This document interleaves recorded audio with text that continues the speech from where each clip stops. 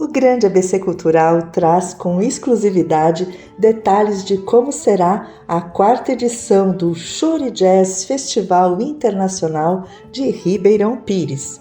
E mais do que conferir uma lista com nomes na programação, aqui você vai conhecer realmente quem são os artistas que vão tornar este evento memorável, como a Kelly Aragão e o grupo Nó na Pedra. Na entrevista exclusiva, a artista antecipa como será a apresentação, revela momentos marcantes da trajetória do grupo, que já tem mais de 25 anos de estrada, e relembra como o choro entrou em sua vida definitivamente. Como que foi para você receber o convite de estar participando dessa 4ª edição do Choro e Jazz lá em Ribeirão? Os festivais que acontecem, né, em Ribeirão, eles são muito conhecidos, né, internacionalmente também, e para a gente é uma satisfação muito grande, porque tem alguns grupos de choro aqui na região, tem, claro, e são muito bons, mas você ser convidado é sinal de que você tem alguma coisa a mais, né? Cara, isso para mim é muito gratificante. É sinal de que o Nó na Pedra está construindo uma história dentro da nossa região. O ano passado nós participamos do Festival de Chocolate de Ribeirão Pires, também que foi uma delícia. Quem faz parte do grupo? Hoje sou eu, clarinetista, a produtora, a que faz, né, os Paranauê todo. Tem o Edu Moreno, que ele é flautista, toca flauta, sax e sax tenor. Ele é da região do sopro, né? Ele é bem completo. Além dele fazer arranjos, ele também tem um estúdio em Santo André, onde a gente faz as nossas gravações.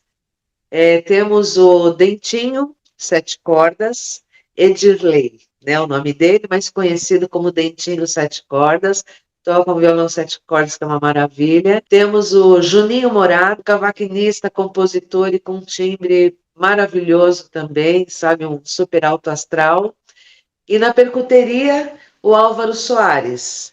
Ele é percussionista, já trabalhou aí com muita gente da mídia grande, que nem Chitãozinho Chororó. Hoje, ele é percussionista da Roberta Miranda, né? Mas ele toca efetivamente com a gente também já tem uns 13 anos, mais ou menos. O que o público pode esperar da tua apresentação? O que você selecionou de repertório? Olha, nós selecionamos assim um repertório bem alegre, tá? Eu gosto muito de músicas alegres, onde a gente tem a abertura para fazer improviso. Inclusive, ontem nós fizemos um ensaio, né, que foi muito legal. Eu falei para o pessoal, pessoal, apesar da gente ensaiar e saber o que a gente está fazendo, vamos levar como se a gente não tivesse ensaiado, vamos deixar a energia fluir e passar a nossa alegria para o público. Então, a gente quer, assim, trazer o que a gente tem de melhor dentro da gente, que é a nossa música, e interpretar e passar essa emoção toda para o público. Acredito que vai ser sensacional. Eu também acredito.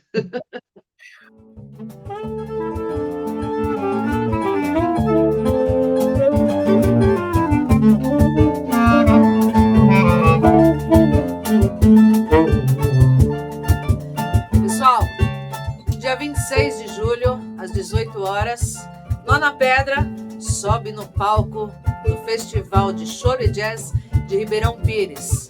Esperamos todos vocês às 18 horas, beleza? Lá onde mesmo, Edu? Mirante.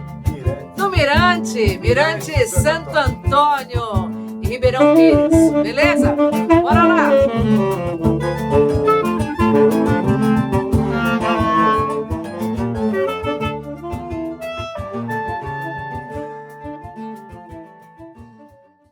Em 2024, o choro foi oficialmente reconhecido como Patrimônio Cultural do Brasil, mas pelo que eu sei, essa história, para você, ele já tinha uma importância há muito tempo. Compartilha comigo como que isso começou. Realmente, essa informação já tinha, sim, já era muito importante, né? Na verdade, o choro, acredito que o choro entrou em mim na minha infância, né? Eu, desde pequena, ouvia os meus pais e amigos dos meus pais ouvindo LP em casa. Então, aos sábados, os amigos vinham, traziam LPs e a gente ouvia. E isso ficou dentro de mim. Depois de muito tempo, eu tocando, encontrei um pessoal que tocava música instrumental e me identifiquei logo de cara. E antes de encontrar esse grupo, você procurou estudar algum instrumento? Como que foi a tua formação? Bom, a minha formação começou na infância, né? Eu comecei tocando violão por conta do meu avô, e em seguida eu tive a oportunidade de me inscrever para a banda de São Bernardo, que eu sou de São Bernardo, né? E na época, eu tinha o quê? Uns 8, 9 anos, eu me inscrevi, né? Os meus pais me davam sempre muito apoio, e eu comecei na banda da Cidade da Criança.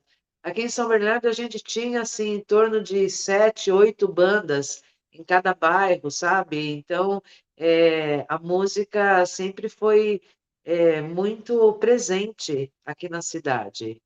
E eu comecei na banda, professor Manuel Mota. E você costumava fazer alguma apresentação para a família ou brincar que estava fazendo, montando um show? Como que era isso? Olha, sempre, toda vez que eu tinha oportunidade, eu tocava para alguém. Na escola, então, os participantes da banda, eles estudavam na mesma escola que eu. Então, a gente tinha lá 8, 10 músicas. Então, o que a gente aprendia na banda, a gente levava para o palco dentro da escola. A gente pedia para a diretora, e a diretora sempre dava o consentimento para que a gente pudesse fazer essas apresentações. Então, toda e qualquer oportunidade que tinha, eu estava com o clarinete em punho e tocava. Profissionalmente, qual foi a primeira vez que você subiu no palco? Profissionalmente, quando eu entrei na banda, depois de algum tempo, eu peguei o instrumento, porque a gente começava a parte teórica, né? Depois, a gente ia para a parte instrumental. Então, o professor, ele direcionou o clarinete para mim. E depois de algum tempo de muitos estudos, a gente tinha os ensaios da banda. Então, ali, nas primeiras participações minhas da banda, eu já considero como profissional, porque tinha o público, né? Apesar de não receber, porque a gente não recebia dinheiro para isso, mas a gente chegou a tocar em concursos de bandas em São Paulo, que tinha muitas, e nessa época eu era a terceira voz do clarinete. Só que eu tocava a terceira voz vendo a partitura da segunda voz. Aí o maestro me passou para a segunda voz. Eu tocava a segunda voz olhando na primeira. E teve uma vez num concurso de bandas e fanfarras que um dos músicos falou assim: Eu não vou fazer um solo. E na música, no início, tinha a introdução, e depois dessa introdução tinha um solo de clarinete, onde a banda inteira ficava parada. Ele simplesmente me cutucou e falou: Faz o seu solo. Eu me tremi ali. Aí eu falei: Agora é minha chance de ir para primeiro clarinete. Aí eu peguei e fiz o solo. E com essa música a gente acabou ganhando o concurso, né? Então foi nessa época que eu já me considerava uma pessoa apta e profissionalmente, porém sem remuneração. E nesse momento da tua formação, que artista te influenciava? Tinha alguns, principalmente clarinetistas. Então tinha o Pitanga, clarinetista que eu amo, né? E Severino Araújo, Pixinguinha. Então, esses foram os três que mais me incentivaram. O que chamava a atenção na obra deles para você? A execução da música, né? Porque o choro ele tem uma linguagem diferenciada, uma linguagem que não é fácil e nem todo mundo consegue tocar com destreza.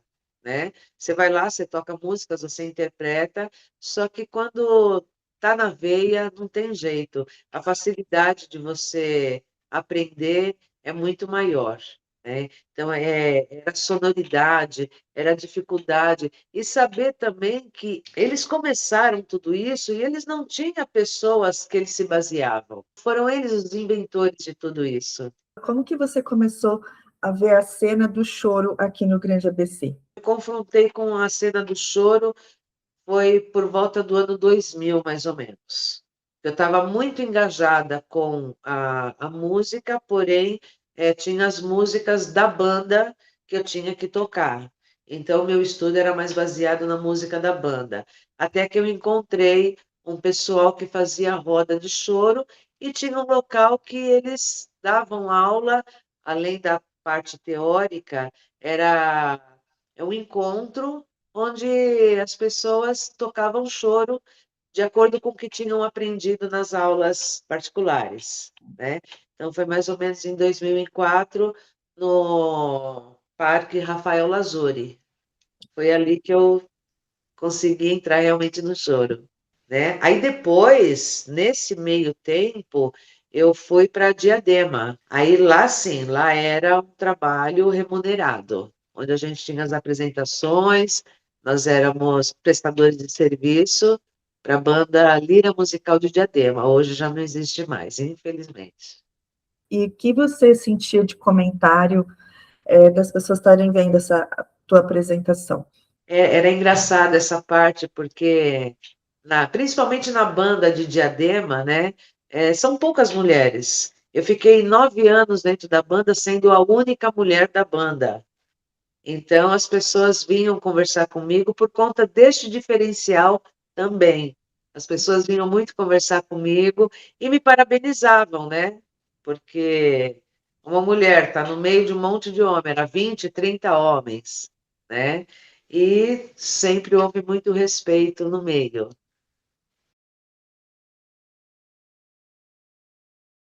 Me fala desse grupo, foi você que criou?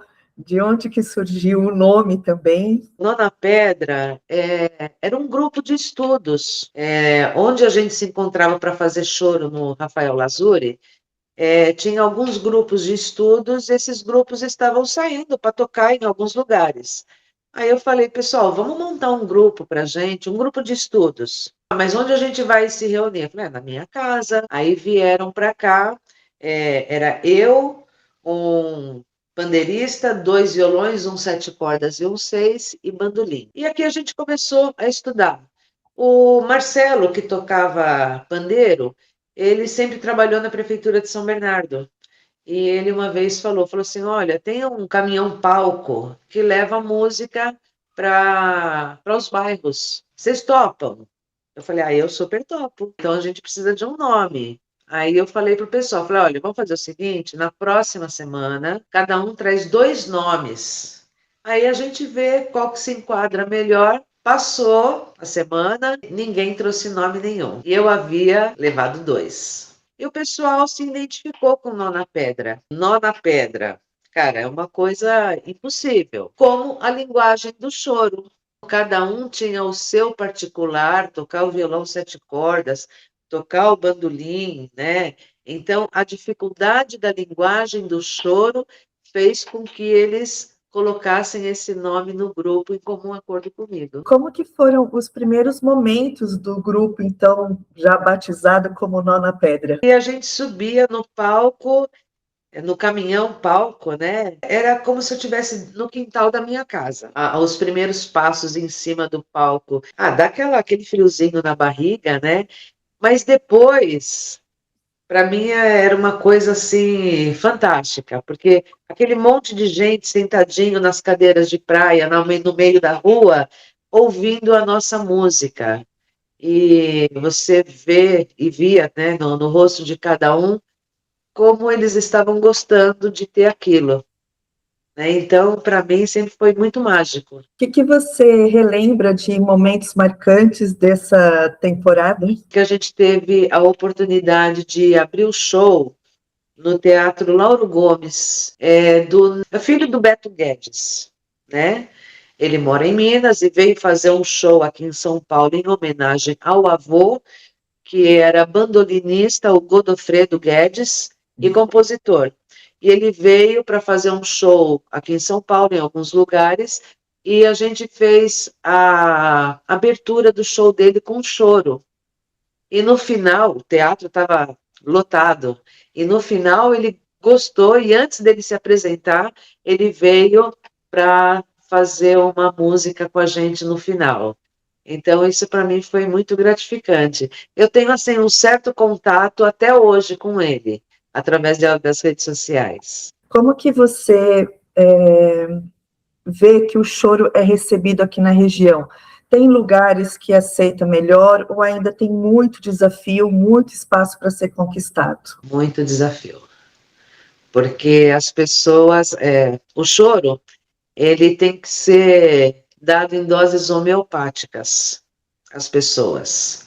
Então, você insere uma música instrumental e tem que ter as cantadas, não tem jeito, o público se identifica muito mais com as músicas cantadas, que tem a letra.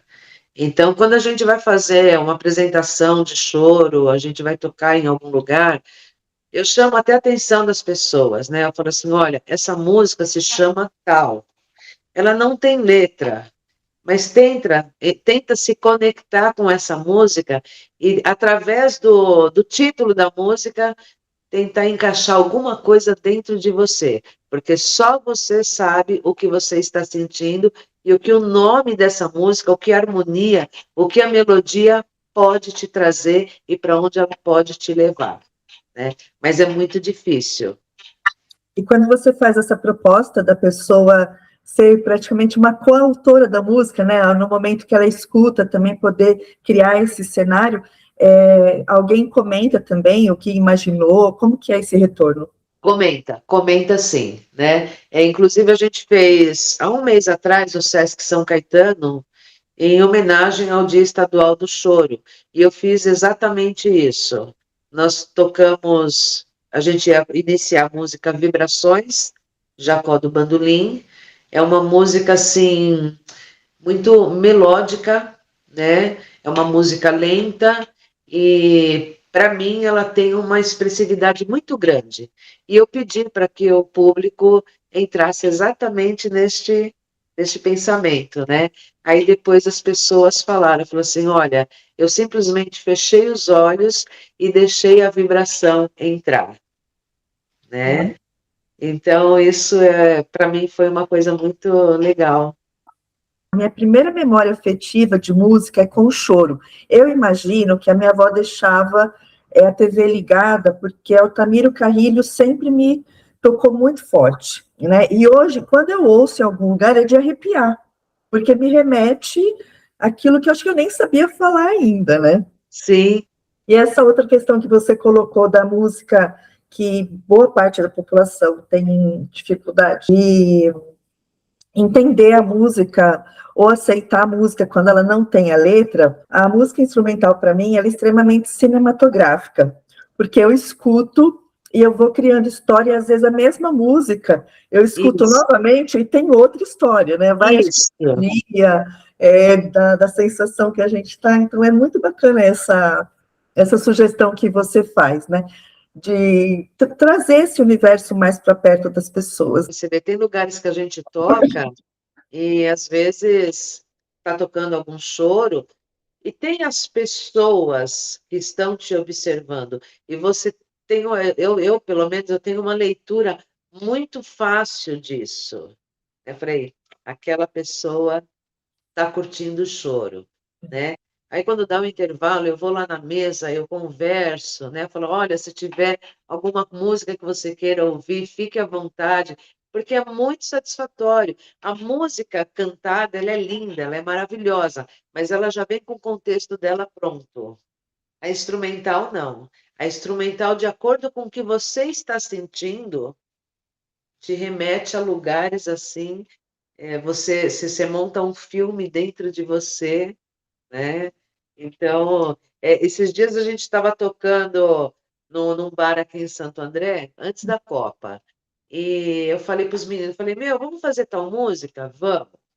Aí eu divido o solo com o Edu, né? Então eu toco um pedaço, ele toca outra, né?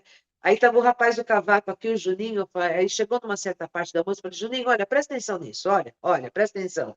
Ele falou, o que foi? Eu falei, olha o sofrimento dessa pessoa, né? Porque o nome da música chama-se Clarinete Melodia, é uma música própria para clarinete, né? E o Edu solando, eu falei assim, olha a harmonia, olha o sofrimento, agora sente a alegria que essa harmonia está passando. Aí ele olhou assim para mim e falou assim, nossa senhora, se eu sente mesmo, né? Eu falei, realmente eu sinto. Então, é uma coisa inexplicável. Kelly, fora essa apresentação em Ribeirão, você já tem agenda de mais algum evento aqui no ABC? Olha, por enquanto não. Fixo, a gente tem o Salve Jorge, no centro de São Paulo, no Marco Zero de São Paulo, na Praça Antônio Prado, né? A gente toca lá todos os sábados na feijoada, há 16 anos. Só. Só. Eu virei o patrimônio da casa. Precisa trazer esse evento aqui para o ABC, Não é? não é? Para a gente poder curtir vocês aqui mais pertinho. Com certeza, com certeza.